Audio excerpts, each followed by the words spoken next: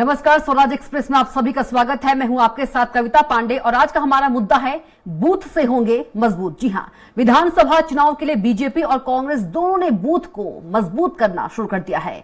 BJP इस बार अब की बार 200 पार का सपना देख रही है, जिसको हकीकत में तब्दील करने के लिए पार्टी ने रोड मैप तैयार कर लिया है। दूसरी तरफ सत्ता सिंहासन तक पहुंचने की रणनीति के तहत प्रदेश कांग्रेस भी बूथ पर फोकस कर रही है। कांग्रेस ने टैगलाइन भी दी है, सबसे भारी बूथ प्रभारी। क्या है दोनों दलों की कवायद, जानिए इस रिपोर्ट में, फिर इसी पर चर्चा करेंगे। विधानसभा चुनाव के लिए बीजेपी और कांग्रेस ने अभी से तैयारियां शुरू कर दी हैं, जिसके चलते विधानसभा चुनाव में प्रचंड जीत के लिए बीजेपी ने 64,100 बूथों में से 63,005 डिजिटल नेटवर्क खड़े कर लिए हैं। बचे 1,095 बूथों पर जोर आजमाइश है। ये बूथ दुर्गम और आदिवासी अंचल वाले इलाके हैं। इन पर नेटवर्क बनते ही बीजेपी का हर बूथ पर नेटवर्क हो जाएगा। इसके लिए पार्टी ने अलग से नेताओं को मैदान में उतारा है। 1 से 1.5 महीने में इसे पूरा करने का लक्ष्य है। दरअसल बीजेपी ने 200 पार सीट लगाने का लक्ष्य रखा है। इसके लिए बूथ नेटवर्क जरूरी है। कई चुनाव के समय एजेंट नहीं मिलते हैं या फिर वो वोटिंग के बाद चले जाते हैं। इस मामले में पार्टी मजबूती से काम कर रही है। हर बूथ पर 10 लोगों की टीम रहेगी। ये टीम डिजिटल प्लेटफॉर्म पर हर मतदाता का अपडेट डेटा रखती है। इधर सत्ता सिंहासन तक पहुंचने की रणनीति के तहत प्रदेश कांग्रेस भी बूथ पर फोकस कर रही है। कांग्रेस ने टैगलाइन भी कर दी है, सबसे भारी बूथ प्रभारी। पार्टी ये जानती है कि बूथ मजबूत किए बिना सफलता मुश्किल है। इसी को ध्यान में रखकर मंडलम, सेक्टर और बूथ प्रभारियों का गठन किया गया है। पार्टी ने वरिष्ठ नेताओं को विधानसभा क्षेत्र स्तर पर जिम्मेदारी भी सौंप दी है। एआईसीसी ने भी निर्देश दिए हैं कि सांसदों सहित वरिष्ठ नेताओं को संबंधित बूथ पर समितियों के सदस्य के रूप में शामिल किया जाए। निर्देशों को मध्य प्रदेश लागू किया जा रहा है। बूथ समितियों में प्रदेश कांग्रेस अध्यक्ष कमलनाथ, दिग्विजय सिंह, सुरेश पचौरी सहित अन्य वरिष्ठ नेता शामिल होंगे। संगठन को सक्रिय किया जा रहा है। बूथ अध्यक्षों को सक्रिय रहने को कहा गया है। 2018 के विधानसभा चुनाव में बीजेपी का अति आत्मविश्वास उसकी हार की वजह से रहा था, लिहाजा इस बार पार्टी ज्यादा चौकन्ना है ताकि जीत का सफर आसानी से तय किया जा सके। वहीं कांग्रेस इस बार ज्यादा दमखम से मैदान में उतर रही है ताकि बीजेपी को करारी शिकस्त दी जा सके। देखना दिलचस्प होगा कि कौन किस पर भारी पड़ता है। सलमान खान, स्वराज एक्सप्रेस। तो चुनावी साल है और दोनों पार्टी चुनावी साल के लग गए हैं, इसलिए बूथ को मजबूत करने में लगे हैं और इसी पर हम चर्चा करेंगे। और ज्यादा चर्चा के लिए हमारे साथ मौजूद रहेंगे कांग्रेस प्रवक्ता आनंद तारण जी, पूर्व विधायक बीजेपी शंकर तिवारी जी बीजेपी से हैं, और वरिष्ठ पत्रकार योगीराज योगेश जी। आप तीनों का बहुत बहुत स्वागत है। सबसे पहले चलते हैं कांग्रेस प्रवक्ता के पास, आनंद तारण जी के पास। आनंद जी, बहुत स्वागत है आपका चर्चा में। नमस्कार जी। नमस्कार आनंद जी, इस साल चुनाव है और बूथ पर ध्यान दिया जा रहा है, बूथ मजबूत होगा तो, और आप लोगों ने टैगलाइन भी दिया है कि सबसे भारी बूथ प्रभारी। एक बीजेपी जो है, बीजेपी 200 सीट की बात कर रही है, कांग्रेस क्या कुछ कहना चाहेगी इस पर? देखिए, कांग्रेस की तैयारी तो लगातार चल रही है 2018 से, क्योंकि जिस तरह भारतीय जनता पार्टी ने न केवल मध्य प्रदेश की जनता, न केवल कांग्रेस जनों की पीठ को चुना मौका और एक जनादेश को धता करते हुए और एक अपनी सरकार बनानी पिछले दरवाजे से खरीद फरोख्त कर, तो निश्चित रूप से आदरणीय कमलनाथ जी ने दृढ़ प्रतिज्ञा थे, आदरणीय दिग्विजय सिंह जी दृढ़ प्रतिज्ञा थे कि अंतोगत्वा कांग्रेस की सरकार को हमें अगली बार बनाना है। तो निश्चित रूप से आज हम इस स्थिति में आ गए कि भारतीय जनता पार्टी 60 सीटें आएंगी, उसमें आप 10% प्लस कर ले या माइनस कर ले, इससे ज्यादा भारतीय जनता पार्टी की सीटें मध्य प्रदेश में नहीं आई। क्योंकि जिस तरह से मध्य प्रदेश में भारतीय जनता पार्टी ने चारों अराजकता का माहौल फैला रखा, क्योंकि जो सरकार खरीद फरोख्त करती है वो व्यापारी सरकार होती है। उसे ये मालूम है कि हम तो आज विधायकों को खरीद के फिर सरकार बना लेंगे। तो निश्चित रूप से जो आडंबर दिख रहा है भारतीय जनता पार्टी का, वो निश्चित रूप से छद्म है, और जो छद्म बात करते हैं वो इसी उसमें लगे रहते हैं किस तरह से हम सत्ता पे काबू करते हैं। आपने देखो कि भारतीय जनता पार्टी के हमेशा हमारे मित्र लोग कहते हैं कि हम तो 2400 घंटे 7 दिन और 365 दिन चुनाव मूड में रहते हैं। तो जो पार्टी चुनाव मूड में रहेगी, जो कार्यकर्ता चुनाव मूड में रहेंगे, तो वो जनता का क्या भला पड़ेंगे। लेकिन कांग्रेस के हम कार्यकर्ता, नेता कोई भी हो, हमेशा जनहित में लगे रहते हैं, जनहित में लगे रहते थे और आगे भी जनहित में लगे रहेंगे। अगर कमलनाथ जी ने जो घोषणा की थी कि 55 लाख किसानों का कर्जा हम माफ करेंगे, हम 100 रुपए प्रति यूनिट लेंगे, तो आपने देखा होगा कि उन्होंने 1 घंटे के अंदर किसानों के कर्जे की घोषणा माफ की। निश्चित रूप से आज जनता वो दे लेते हैं। तो जो कमलनाथ जी ने अपना काम पूरा करा निष्ठा के साथ। और आपने दूसरी तरफ देखा होगा, चाहे नरेंद्र मोदी की सरकार हो, चाहे शिवराज सिंह चौहान की भाजपा की सरकार हो, निश्चित रूप से जो 40,000 इन्होंने घोषणाएं की और 4 लाख करोड़ के कर्जे से मध्य प्रदेश को लाभ किया, लेकिन पूर्व विधायक शंकरलाल तिवारी जी के पास चलते हैं। तिवारी जी, 200 पार की बात बीजेपी कह रही है, लगता है कि कनेक्ट नहीं हो पाए हैं शंकरलाल तिवारी जी। योगी राज जी, किस तरह से देखते हैं आप? बीजेपी एक तरफ कह रही है 200 के पार, और कांग्रेस ने रोड मैप भी पूरा तैयार कर लिया है, एक टैगलाइन भी दिया है, सबसे भारी बूथ प्रभारी। नहीं, देखिए, इसमें तो कोई दो राय नहीं कि बूथ जो है वो किसी भी चुनाव प्रबंधन की बहुत महत्वपूर्ण इकाई है। और ये सब मानते हैं, सारे राजनीतिक दल मानते हैं कि जिसका बूथ मजबूत होगा उसकी जीत भी तगड़ी होगी। तो बूथ पर सभी राजनीतिक दलों का फोकस रहता है। और मध्य प्रदेश में जैसे 60-65 हजार के करीब बूथों पर तैयारी दोनों राजनीतिक दल कर रहे हैं जी। आपने जैसे बताया कि 63,000 बूथों पर बीजेपी पहुंच चुकी है और उसका डिजिटलाइजेशन भी कर चुकी है। और कांग्रेस की अपनी तैयारी, कांग्रेस ने तो अपने प्रदेश स्तर के नेता, डिस्ट्रिक्ट स्तर के, जिला स्तर के नेता, सारे नेताओं को भी समन्वय की, बूथ की समन्वय की जिम्मेदारी बड़े बड़े नेताओं को दी है। मतलब उनका तो ये भी कहना है कि जो जिता सकता है वही जिले का प्रभारी बने। तो जिले बिल्कुल, इससे टैगलाइन भी दिया है कांग्रेस ने कि सबसे भारी बूथ प्रभारी। हाँ जी, तो वो भी पूरे दमखम के साथ मैदान में है। और दोनों ही राजनीतिक दलों की बड़ी जबरदस्त तैयारियां हैं और निचले लेवल तक तैयारियां हैं। ऐसा पहले तो ये भी होता था कि हमने कई चुनाव ऐसे देखे हैं, खास तौर पर जब लोकसभा चुनाव की अपन बात करें तो कई बार वो जो कैंडिडेट रहता था लोकसभा का, वो खुद अपने गांवों तक नहीं पहुंच पाता था। लेकिन आज स्थिति एकदम उलट हुई है। आज छोटे छोटे गांव तक राजनीतिक दल पहुंच रहे हैं, उनके कार्यकर्ता पहुंच रहे हैं, उनकी टीम पहुंच रही है और नए भी पहुंच रहे हैं। तो चूंकि ये टेक्नोलॉजी का जमाना है, तो उस टेक्नोलॉजी के जरिए भी कहीं ना कहीं से जुड़े हुए हैं। और इसलिए जो बीजेपी ने बहुत, जिसको तरह के डिजिटलाइजेशन के मामले में बीजेपी थोड़ी सी आगे है, उन्होंने कांग्रेस से कहा जा सकता है। बिल्कुल, क्योंकि उन्होंने बहुत पहले से तैयार, उनका पूरा एक मोबाइल पे पूरा का पूरा सोशल मीडिया में मजबूत है कांग्रेस से बीजेपी, कहा जा सकता है। बिल्कुल बिल्कुल, उनको एक मोबाइल पे आप देख सकते हैं कि किस बूथ पर कौन लोग काम कर रहा है, कैसा काम कर रहा है, वहाँ क्या स्थिति। तो ये एक थोड़ा सा एक कदम आगे है। और ये बात बिल्कुल सही है कि आज का दौर टेक्नोलॉजी का दौर है। आप कई बार मजबूरी वश भी हर आदमी के पास तक नहीं पहुंच पाते और ये संभव ही नहीं हो पाता कि कोई नेता या प्रत्याशी वहां तक पहुंच पाए। लेकिन ये जो माध्यम है जिसके जरिए आप जनता तक या आम मतदाता तक पहुंच पाते हैं, उसको बीजेपी ने थोड़ा मजबूत किया है। और ये बहुत बड़ा टर्निंग पॉइंट भी सिद्ध होगा, क्योंकि जिसकी रीच जब सबसे ज्यादा होगी, जो आसानी से लोगों तक पहुंच पाएगा, वो मुझे ऐसा लगता है कि गेन कर पाएगा, जीत पाएगा। जी बिल्कुल। आनंद जी, आपसे सवाल है कि जिस तरह से योगी राज जी कह रहे हैं कि कहीं ना कहीं जो कांग्रेस है सोशल मीडिया के मामले में, इस मामले में थोड़ा सा पीछे अभी बीजेपी से। आवाज नहीं आ रही है आपकी। लेकिन जी, मैं ये बोल रहा हूँ, आ रही आवाज? आ रही जी बिल्कुल अब आ रही है जी।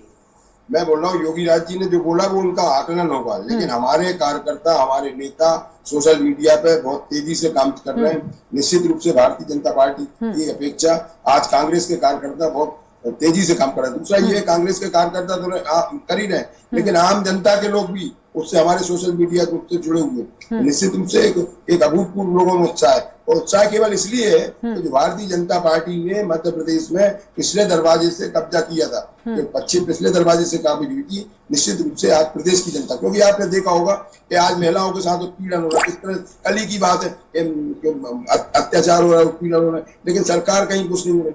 आपने देखा होगा कि बाहुबली पूर्व मंत्री और भाजपा की कट्टर नेत्री आज जो गलत कामों में शराब के लोगों को आश्रय दे रही थी, और किस तरह से एक सामाजिक कार्यकर्ता को पिछले वर्ष उसमें उन्होंने बहुत मारा पीटा और मर्रा सन छोड़ गया। लेकिन आज आपने देखा होगा उसमें प्रेस कॉन्फ्रेंस में हमारे कांग्रेस के प्रवक्ता के मिश्रा जी ने इस बात को उनको सामने लेके आया। तो निश्चित रूप से ये जो छोटी छोटी बातें भारतीय जनता पार्टी की जो बड़े बड़े मुद्दे हैं, जो बड़े मुद्दे बन रहे हैं, वो हम सब चीज जनता के सामने लेके आ रहे हैं कि किस तरह से गलत कामों में जो चाल चरित्र चेहरे की बातें करती थी पार्टी, आज वो किस तरह से घृणित कामों में लिप्त है, किस तरह से लोगों की जान के साथ खिलवाड़ कर रही है। वो तो ये समझ रही है कि अगर कोई हमारे गलत काम को रोकेगा तो वो उसे जीने का आप ये कहना चाहते हैं सबसे ज्यादा जो बूथ मजबूत है वो कांग्रेस की है?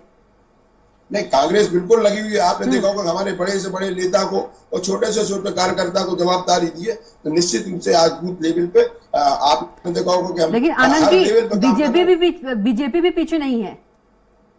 बीजेपी तो हमेशा जुटी रहती है, उनका तो काम है। लेकिन जिस तरह से आज मध्य प्रदेश में अराजकता का माहौल है, चारों तरफ महंगाई चरम सीमा पर है, जो कहते थे कि हम सिलेंडर 370 रुपए में बहुत महंगा है, जो कहते थे कि डीजल पेट्रोल के रेट बढ़ रहे हैं, जो कहते थे कि मुद्रा का मूल्यन हो रहा है, हमारा शर्म से मस्तक नीचे हो रहा है, जो कहते थे कि काला धन हम लेके आएंगे, जो कहते थे कि 2 करोड़ नौजवानों को प्रतिवर्ष नौकरी देंगे, जो कहते थे कि हम सब कुछ कर देंगे, लेकिन आज सब कुछ शून्य बटे सन्नाटा है। आप बताइए कि जो 15 लाख की बात करते थे वो कहाँ? जब नोटबंदी हुई उन्होंने बोला किसी भी ठीक है हमें 50 दिन। आनंद जी, तो आप ये कहना चाहते हैं मजबूत बूथ के जरिए सत्ता के सिंहासन तक कांग्रेस पहुंच पाएगी?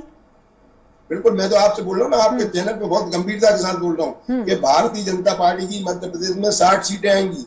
आप उसमें 10% प्लस कर लें या 10% माइनस कर लें। लेकिन बीजेपी तो कह रही है 200 पार करेंगे। जी, बीजेपी तो कह रही है 200 पार करेंगे। मैंने क्या बोला आपसे कि भारतीय जनता पार्टी की 60 सीटें आएंगी, 60 में आप प्लस कर लें 10% और माइनस कर लें 10%। ठीक है, चलिए भारतीय जनता पार्टी की सीटें नहीं। ठीक है योगेश जी, 60 सीटें की बात कर रहे हैं आनंद जी, और बीजेपी 200 पार कह रही है। अब देखिए आनंद जी तो बहुत कॉन्फिडेंट हैं। 60 और 70 सीट यदि बीजेपी की आ रही हैं तो फिर तो एक तरह से परिणाम घोषित कर दिया आनंद जी ने। लेकिन अभी क्या है कि अभी चूंकि 6, 7, 8 महीनों का समय भी है और अभी से एकदम से ये कहना बहुत जल्दबाजी होगी। हालांकि कार्यकर्ताओं को बूस्टअप करने के लिए कमलनाथ जी भी यही कह रहे हैं कि हमारी बहुत अच्छी स्थिति है और कोई भी राजनीतिक दल या कोई भी उत्साह भरने के लिए, जोश भरने के लिए, बिल्कुल वो सभी ये कहते हैं कि हमारी तैयारी अच्छी और हम आ रहे हैं और ठीक भी है। अपने अपने संगठन के मुताबिक आप काम कर सकते हैं। अब ये तो जनता बताएगी कि किसकी कितनी सीटें आ रही हैं, लेकिन जो मूल मुद्दों पर जिनको काम करना चाहिए वो मूल मुद्दे प्रमुख होते हैं। सारे राजनीतिक दल जिन मुद्दों पर काम करेंगे, जिन मुद्दों को लेकर जनता के बीच में जाएंगे, उन मुद्दों का ज्यादा महत्व होता है। अब आप ये बात सही है कि जैसे महंगाई बड़ी जबरदस्त है, सिलेंडर महंगे है, डीजल पेट्रोल महंगा है, इवन बिजली तक महंगी हो गई, तो इन सारे मुद्दों को लेकर आप जनता के मन और मस्तिष्क में सारे मुद्दे उतार दें आप, तो वो वोट में तब्दील होगा। वरना ये बात योगेश जी आपको रोकूंगी। हमारे साथ भाजपा के पूर्व सांसद आलोक संजर जी जुड़ गए हैं। आलोक जी, बहुत स्वागत है आपका चर्चा में। जी नमस्कार। जी नमस्कार। आलोक जी, विधानसभा चुनाव है और बीजेपी कह रही है कि इस बार 200 पार। हमारे साथ कांग्रेस से आनंद तारण जी भी जुड़े हैं, वो कह रहे हैं 60 सीटें ला रहे हैं आप। देखिए उनकी वो अपनी दृष्टि से देख रहे होंगे और तो अभ्यास कर रहे हैं। मालूम है कि हमारे स्टेट है, कार्यकर्ता हमारा मुस्तैद है जी, तो हम तो अपना सकारात्मक भाव से काम कर रहे हैं। कांग्रेस के लोगों को जो करना वो करें, उनके कहने पर और उनके टीका टिप्पणी पर हम भारतीय जनता पार्टी कोई फर्क भी नहीं पड़ने वाला है। लेकिन भारतीय जनता पार्टी के नीचे का कार्यकर्ता सीधा हमारे संगठन से जुड़ा हुआ है, हमारे नेताओं से जुड़ा हुआ है, नेता की मंशा को वो समझ रहा है जी। एक विचारधारा की जो हम लड़ाई लड़ने वाले हैं उसका धीमे धीमे हम देख रहे हैं कि 1952 में तमिलनाडु को छोड़कर कांग्रेस की सभी प्रदेशों में सरकार हुआ करती थी, लेकिन आज आप देख रहे हो कि वो जिस तरह की बातें कर रहे हैं उसको ही कारण है। आज 5 ऐसे राज्य जहाँ पे कांग्रेस का एक ही विधायक नहीं है, 10 ऐसे राज्य जहाँ पे उनकी दोहाई में संख्या नहीं है, तो कांग्रेस की स्थिति बद से बदतर है। लेकिन निश्चित रूप से भारतीय जनता पार्टी को आप देख रहे हो कि जिन प्रदेशों में हम नहीं थे, नॉर्थ ईस्ट में भारतीय जनता पार्टी की सरकार बनी है, तो काम करने वाला अपना काम पर भरोसा करता है।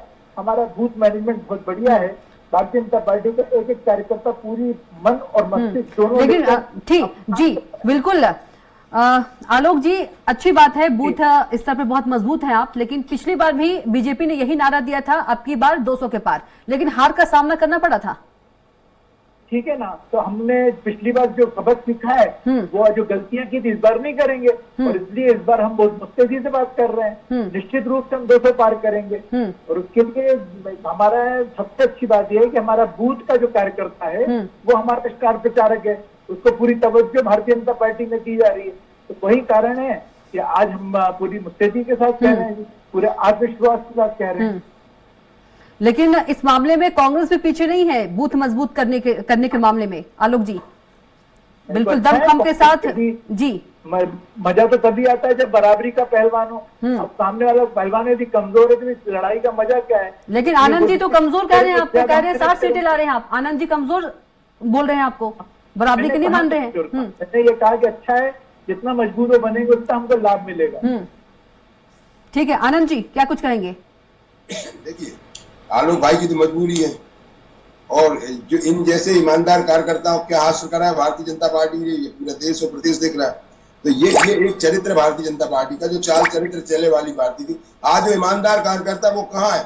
वो तो हाशिए पे चला गया है। जो गद्दार लोग हैं उनको इन्होंने सिर पे बैठा लिया। आज आप देखिए कितना विरोध हो रहा है भारतीय जनता पार्टी का। जो वरिष्ठ नेता है वो विरोध कर रहे हैं, खुलेआम अब करने लगे। पहले कभी नहीं हुआ है ऐसा, कभी कि जो इस बार हुआ। तो निश्चित रूप से आज भारतीय जनता पार्टी में बहुत बिखराव है, बहुत टूटन है। और आपने देखा होगा इन्होंने विकास यात्रा निकाली थी, विकास यात्रा भी किस तरह से धरती होंगी। अभी दूसरे प्रदेशों में, कर्नाटक में निकल रही, जिस तरह से बदलाव हुआ उनके ऊपर। तो ये सब चीजें भारतीय जनता पार्टी का आज की तारीख में चरित्र दिखाती है। जो आलोक संजर जैसे ईमानदार व्यक्ति के साथ जब ये पार्टी ऐसा काम कर सकती है, जो बिल्कुल जमीन से जुड़ा हुआ, जिसने तो निश्चित रूप से अन्य कार्यकर्ताओं के साथ क्या होगा। तो ये एक चीज है कि जो भारतीय जनता पार्टी जिन चीजों को लेकर, जिन सिद्धांतों को लेकर सत्ता में आई थी, आज वो सब चीजें बहुत दूर है। आज व्यापारियों की पार्टी हो गई। आपने देखा होगा आज किस तरह से मोदी जी के ऊपर आरोप लग रहे हैं, शाह जी के ऊपर आरोप लग रहे हैं। आनंद जी प्रदेश की बात करेंगे, आनंद जी केंद्र में नहीं जाएंगे अभी, आनंद जी केंद्र में नहीं जाएंगे, प्रदेश की बात करेंगे, विधानसभा चुनाव की बात करें। मैं सभी इसलिए करना पड़ता है कि आज नरेंद्र मोदी और अमित शाह तो रोज आ रहे हैं मध्य प्रदेश में। जब देखो तब मध्य प्रदेश हर हफ्ते में एक बार कोई ना कोई नेता आ रहा। तो क्या कारण है? जो 20 साल की सरकार है वो कहाँ आक्रमण हो गई है? क्या उन्होंने सब गलतियां की हैं? क्या आज केंद्रीय सरकार क्या दिक्कत है अगर मध्य प्रदेश आ रहे हैं? तो निश्चित रूप से हम उनकी नाकामियों को बताएंगे, केंद्र सरकार की नाकामियों को बताएंगे। आज जो इन्होंने भी आलोक संजर जी कह रहे थे कि बहुत सारे प्रदेशों में कांग्रेस के विधायक नहीं। अरे तो हम तो आपसे बोलते हैं कि जितनी प्रदेशों में आपकी सरकार में आपके विधायक कितने हैं ये बताएं आप, क्योंकि किस तरह से आपने दबाव से काम किया। ठीक है आनंद जी, ये सब दबाव से छटने वाला। ठीक है, योगेश जी के पास चलते हैं। योगेश जी क्या कुछ प्रतिक्रिया? देखिए, एक तो दोनों नेता बिल्कुल ठेठ भोपाली हैं और दोनों एक दूसरे को बहुत अच्छी तरह जानते हैं और इसलिए खुलकर बड़ी अच्छी बात कर रहे हैं। लेकिन देखिए, ये जो बात हो रही है, जो विषय आपने रखा है, बूथ वाली जो बात है, मैंने पहले भी कहा है कि ये टेक्नोलॉजी का जमाना है। और एक चीज और फिर मैं कह रहा हूँ कि डिजिटली तो बीजेपी मजबूत हुई है, लेकिन डिजिटली और फिजिकली ये दोनों बहुत महत्वपूर्ण है। क्योंकि यदि आप केवल व्हाट्सएप, ऑनलाइन और सोशल मीडिया पर लगे रहे और लोगों से आपका जो सतत संपर्क, लेकिन आनंद जी नहीं मान रहे इस बात को। नहीं, आनंद जी इसलिए नहीं मान रहे कि आनंद जी तो ये मान के चल रहे हैं कि उनकी 60 से 70 सीटें आ रही हैं, तो हो सकता है वो नहीं मान रहे हैं। लेकिन मैंने पहले भी कहा है कि बूथ किसी भी चुनाव प्रबंधन की सबसे महत्वपूर्ण और सबसे मजबूत कोई इकाई होती है तो वो बूथ होती है, और जिसने बूथ जीता उसने चुनाव जीता। ये सब लोग अच्छी तरह से जानते हैं और पूरा फोकस, क्योंकि कई बार ये होता है कि मतदाता आपसे सहमत है, आपकी नीतियों से सहमत है, लेकिन वो घर से बाहर ही नहीं निकलना चाहता, वो वोट में तब्दील नहीं हुआ, वो वोट देने नहीं आया। तो ये काम जब आप बूथ लेवल पे आप जब काम करते हो तो आपको पता होता है कि एक एक मतदाता एक एक मोहल्ले में कौन कहाँ है। और यही तो जो पुराने कार्यकर्ताओं को भाव होता था कि चलो काका जी को ले आओ, चाचा जी को ले आओ, और उनको ले आओ, उनको ले आओ, कैसे ना कैसे करके निकालते थे। ये भी बूथ मैनेजमेंट का एक हिस्सा है। तो ये इसमें जो सक्रिय रहेगा, इसमें जो आगे रहेगा, वो निश्चित तौर पर चुनाव जीतने में कामयाब होगा। जी आलोक जी, क्या कुछ आपकी प्रतिक्रिया? निश्चित रूप से बिल्कुल योगेश जी ने ठीक बात कही। और भारतीय जनता पार्टी बूथ के से नीचे भी उतर गई है। हमारा पन्ना प्रमुख हमने बनाया। एक पन्ना जो होता है उस पन्ने पर एक कार्यकर्ता और उसके साथ समिति भी बनाने का हमने प्रयास किया है। जी। कई जगह अभी हमको सफलता नहीं मिली है, लेकिन करत करत अभ्यास के जड़मती और सुजान, हम अभ्यास कर रहे हैं, हम कोशिश नहीं कर रहे हैं। तो निश्चित रूप से हम वो पन्ना प्रमुख बनाएंगे। और जो योगी जी ने बात कही, बिल्कुल उसी तर्ज पर, उसी लाइन पर भारतीय जनता पार्टी काम कर रही है कि हमारा पन्ना प्रमुख जाकर मतदाताओं को निकालने का काम करेगा, जिससे भारतीय जनता पार्टी का कमल खिलेगा। आनंद जी, बूथ के माध्यम से कमल खिलाने की बात कर रहे हैं आलोक जी। अर्धपन्ना भी है भारतीय जनता पार्टी के पास, पन्नावाद के साथ साथ अर्धपन्ना प्रभारी भी है। भूल गए आलोक भाई। देखिए, इन सब चीजों से कुछ नहीं होता। आज जनता के मन मस्तिष्क से भारतीय जनता पार्टी उतर चुकी है, क्योंकि जिस तरह से माहौल, चाहे कर्मचारियों का मामला हो, चाहे व्यापारियों का मामला हो, चाहे युवाओं का मामला हो, चाहे बेरोजगारों का मामला हो, बेटियों की अस्मत लुट रही है हमारे यहाँ। किसान परेशान है, हर वर्ग तो परेशान है, और फिर खास तौर से जो परेशान है वो तो है ही है। भारतीय जनता पार्टी का आम कार्यकर्ता परेशान है, ईमानदार कार्यकर्ता परेशान है। तो निश्चित रूप से आज भारतीय जनता पार्टी की अब चली की बेल है। मैं तो बोल रहा हूँ, मध्य प्रदेश से इस साल और अगले साल केंद्र से भी नरेंद्र मोदी जी की सरकार जाएगी, क्योंकि जिस तरह से जो आडम्बर हो रखा है, जिस तरह की बातें कर रखी है। आनंद जी, आप ये बताइए कि मध्य प्रदेश में चुनाव है और किस तरह से बूथ पर काम कर रही है कांग्रेस, क्या प्लानिंग, कैसे किस तरह से काम कर रही है बूथ की बात? देखिए, हम तो जनता के आशीर्वाद की आकांक्षा कर रहे हैं। अगर कमलनाथ जी ने बोला है कि हम 500 रुपए में सिलेंडर देंगे, तो निश्चित रूप से 500 रुपए में सिलेंडर देंगे। अगर उन्होंने बोला कि 18,000 रुपए पर वर्ष जवाब देना चाहूंगा, तो बिल्कुल देंगे। उन्होंने बोला कि हम जो कर्मचारियों को पेंशन देना थी वो पेंशन देंगे। ये जो हमारी वायदे हैं, जो हमारे पुराने वायदे थे, उनको हम पूरा करेंगे, और जो अभी भी वायदे करेंगे उनको ही पूरा करेंगे। और उन सब की जवाब मास्टर ही है आदरणीय कमलनाथ जी में। कमलनाथ जी आलोक जी शायद कुछ कहना चाह रहे हैं। मेरा निवेदन ये है, आनंद भाई बहुत आनंद में रहे, कांग्रेस भी खूब आनंद में रहे, हमें उसमें कोई आपत्ति नहीं है। लेकिन कमलनाथ जी यदि कह रहे हैं कि 500 रुपए में सिलेंडर कर देंगे, तो अभी तो चुनाव बहुत दूर है। अभी छत्तीसगढ़ में और राजस्थान में इनकी सरकार है कांग्रेस की, वहां क्यों नहीं कर दे रहे हैं? वहां 1500 रुपए लाडली बहना को क्यों नहीं दे रहे हैं? सिर्फ और सिर्फ ये, जैसे पिछली बार किसानों को आनंद दिवस अपना दिखाया था, इस बार फिर उसके झूठ बोलकर इस बार सत्ता में आने का प्रयास कर रहे हैं। लेकिन झूठ बहुत देर तक चलता नहीं है, आलोक जी, और इसलिए कांग्रेस को फिर बाहर जाना पड़ता है। कर्जा माफ किया है आलोक जी, 27 लाख किसानों का कर्जा माफ किया है। और भारतीय जनता पार्टी के मध्य प्रदेश में सुनिए, मध्य प्रदेश की विधानसभा में भारतीय जनता पार्टी के मंत्री ने माना इस बात को। मंत्री ने माना। पार्टी के मंत्री की बात नहीं मानोगे, इससे ज्यादा शर्मनाक तो कोई बात हो नहीं सकती। मैं बोल रहा हूँ ना कि आपके मंत्री ने विधानसभा की पटल पर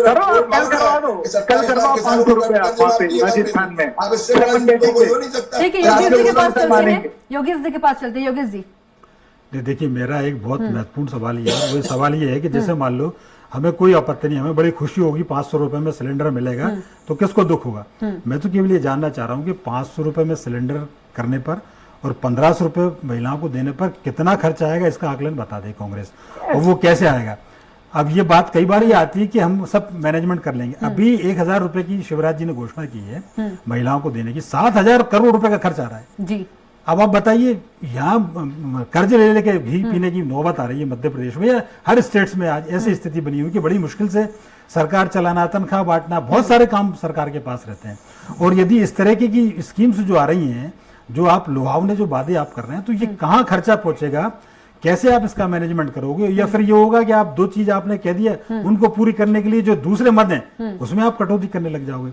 तो केवल वो वैसी बातें होना चाहिए जो वास्तविक धरातल पर हों और जो फुलफिल होने में कोई दिक्कत ना होने। तो फिर यही होगा कि जैसे 2 लाख किसान का कर्जे माफ करने वाली बात आती है, निश्चित तौर पर किया कांग्रेस ने कम किया, लेकिन ये बात भी सही है कि 2 लाख किसी किसान का ठीक है। कर्जे माफ नहीं हुआ जी, समय का अभाव है, लास्ट कमेंट आलोक जी आपसे। बस हमारा तो यही कहना है कि हम पूरी मुस्तैदी के साथ, पूरे मनोयोग के साथ जनता की सेवा करने के लिए कटिबद्ध हैं, और निश्चित रूप से जनता का आशीर्वाद देश में भी और प्रदेश में भी हमको मिलने वाला है।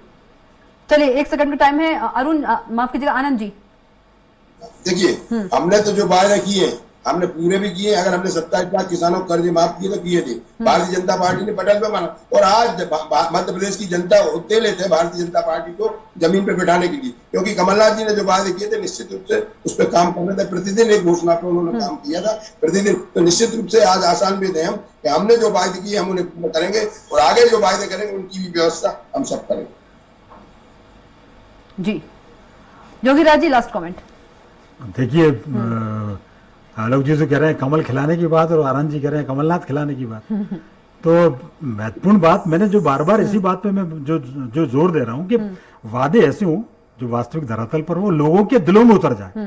अभी भी आप देखो इतनी महत्वपूर्ण बात कर रहे हैं कांग्रेस 500 रुपए के सिलेंडर की और 1500 रुपए महिलाओं की, लेकिन बावजूद इसके वो बात गले नहीं तो रही लोगों को। क्योंकि देखिए योगी राज जी, चुनावी साल है, लोक लुभावन वादे तो होंगे ही। नहीं तो मैं वही तो कह रहा हूँ, ऐसे वादे अभी तो वो नहीं आए कैसे जिसका मैनेज करेंगे? अभी तो वो पार्टी मैदान में नहीं आई है जिसका कि सर्वाधिकार सुरक्षित है ऐसे घोषणाएं करने में। जी। वो तो कहेंगे 5000 रुपए देंगे, आम आदमी पार्टी बोलेगी आके कि हम तो 5000 रुपए देंगे महिलाओं को और बिल्कुल आपके घर आके सिलेंडर देंगे, बिल्कुल जनता को लुभाने के लिए। बिल्कुल। तो ये सब ऐसी बातें नहीं होना चाहिए और जनता समझती है इन बातों को कि वास्तविकता, क्योंकि सरकार चलाने की जिम्मेदारी केवल सरकार की नहीं है, जनता भी समझती है। उन्होंने अगर कोई वायदा किया वो उसको पूरा करेंगे, उसके लिए सब व्यवस्थाएं करेंगे, वो सब बातों की ध्यान रखते हैं और जो वो कहते हैं वो करते हैं। ठीक है, आलोक जी आपका भी बहुत धन्यवाद चर्चा में जुड़ने के लिए, और आनंद तारण जी आपका भी बहुत धन्यवाद, और योगेश जी आपका भी बहुत धन्यवाद। तो इसी साल के अंत में विधानसभा चुनाव है और दोनों पार्टी जो है वो तैयारियों में जुट गई है। दोनों पार्टी का जो फोकस है वो बूथ पर है और बूथ से ही मजबूती मिलेगी। अब इसी के साथ बिग डिबेट में इतना ही। आप देखते रहिए स्वराज एक्सप्रेस। नमस्कार।